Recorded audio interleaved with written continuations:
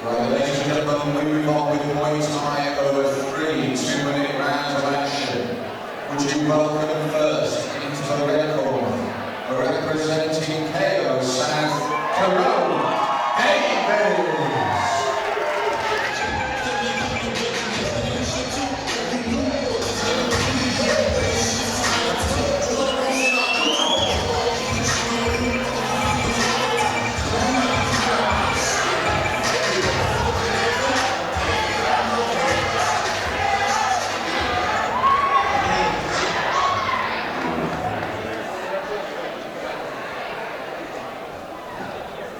'And would you welcome his opponent into the blue corner, representing Kerone, BROWNE.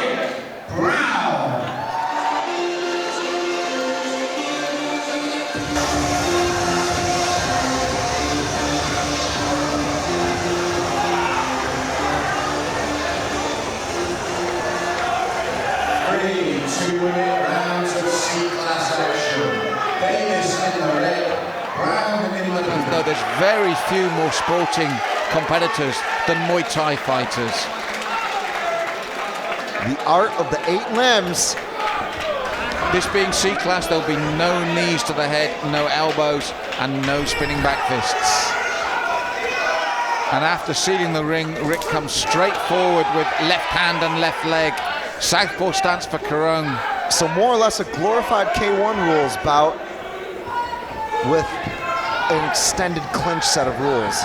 That's right, they will be allowed to consistently clinch if they're working. And Rick pushing forward now. Looks for the first big knee, and it's the right knee from the Kang Rang boxer, who throws again as they clinch up. But Eisel allowing them to work. Now he will break them once the work stops. The pressure from Davis, though. You can see him try to turn his man around, using those little knees to the body. But it seems to me for a second, though, Davis thought about trying to push him out of the clinch, just like that there. Well, he suffered for it, you were right. I think it would have been good, but he's now happy to get his own rhythm going because he took 2 knees from Rick Brown to get those 2 or 3 going, and it's a real test of strength here. Literally almost getting me to slide away from the commentary desk.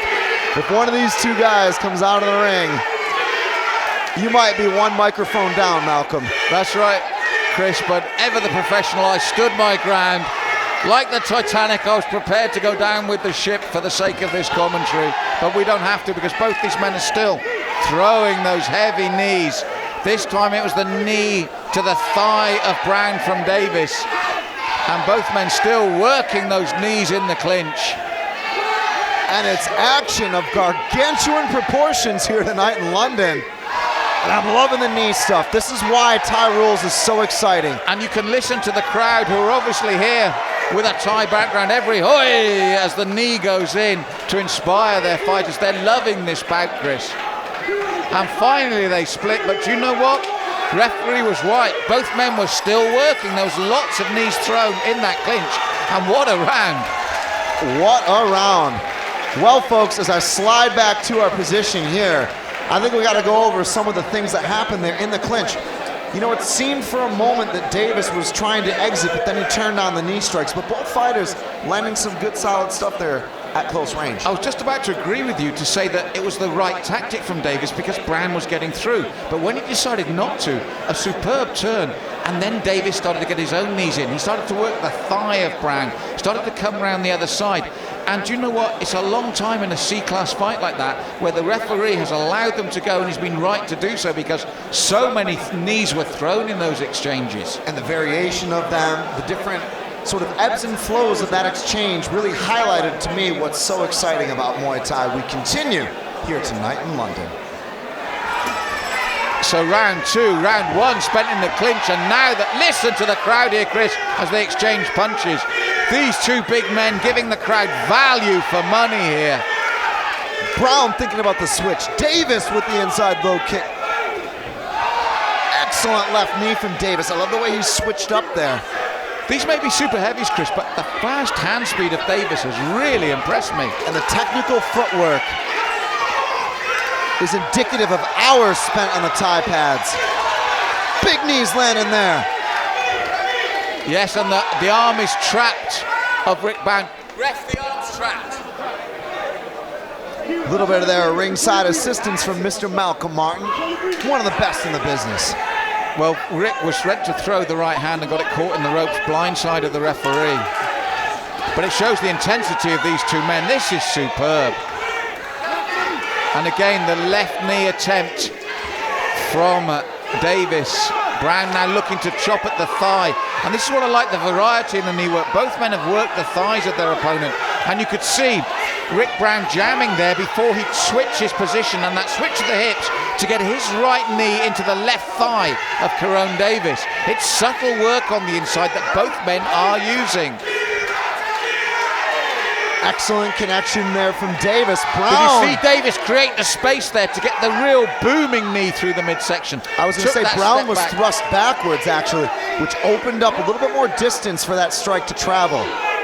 Yes, a lot of it has been in close quarters, but there, Davis created that space to get the knee in. And you could see again, Brown already preempting and looking to block that knee. And again, jostling for position. And Chris, this is interesting because so much has been spent in the clinch. It depends how the judges view who's done the best knee work. This is so much about the knees here. Man, what a fight. And you know, you talk about the physics of those two guys. You have to examine the power in the way that they were taking their shots to the inside of the leg. You know, when you get smacked to the femoral artery like that, that is taxing stuff. But it wasn't just the power, it was the technique, it was the wisdom, it was almost the advanced thinking, particularly with that last exchange in the final 30 seconds of the round, Mal. Well, this is the thing. At most points, they were very even. I like the way Kerone Davis switched stance. And you mentioned that last 30 seconds. He created space, pushed his man forward, then stepped back. He could drive the knee through for the first time with real venom. Before that, though, both men were very good at just pivoting the hips, switching the balance to change direction. You saw that by counter. Rick Brown did a beautiful, he just changed the position of the hips and drove his right knee then into the left thigh of Kerone Davis, which begs the question again. So much has been done in the clinch. Faisal's been happy to let them work because they have been working, but for three judges at ringside, where only one may get a really clear view of what's really going on, this is a tough one to judge. Absolutely, the vantage point could be key. So, the action rolls on. Truly breathtaking stuff here at Warrior Fight Nights.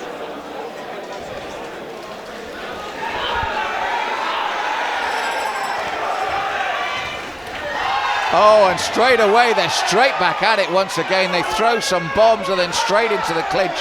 Both men more than happy to work the knees. And force being equal to mass times acceleration. Well, folks, 135 kilograms is the division, so I'll let you guys crunch the numbers. Thunderous connections here. And Brown goes for a ride. Yes, and Kerone Davis looks to his corner, nods and says, yeah, I'm doing well here. Davis's work rate is also impressive. Left and rights, though, Chris, from Rick Brown, who, as I said, hasn't taken a backward step. These two big men have asked for no favours. And I said it's a brave referee when, let's put it this way, this is matched at 135k. It's a brave referee that is allowing these two men to work because they are working. And he's happy to allow the clinch to go on.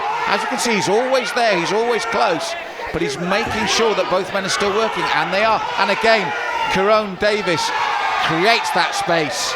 Davis is really slick in those close range exchanges. And it's not only the volume of what he does, but it's his ability to know when to do everything. I'm really impressed with this guy. I mean, Brown also a very gifted fighter, but Davis is running away with this one, I think. Well, Brown's got very fast hands as well, but Davis has negated that by tying him up. And again, look at the angles he's created. Watch this knee come through. He's got to be very careful because the knee can only go to the midsection. And as Davis begins to maul him, Brown fires back. Davis in for the clinch. Oh, superb way, superb stuff this here. Now the ref is gonna break them in the clinch because of the body positions and the fact that it was dangerous for Davis to be hitting what could be the back of Rick Browne. But after 3 rounds, again, Chris, I emphasise the fact that not only was this superb for big men, their stamina, their speed, but it was how the judges decide who worked cleanest and best in those clinches. I completely agree. And with everything here on a knife edge, we will go to Mr. Malcolm Martin and collect the scorecards for the official announcement.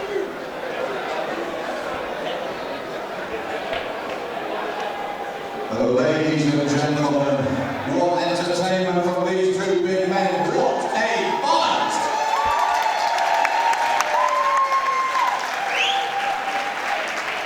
But our judges do have a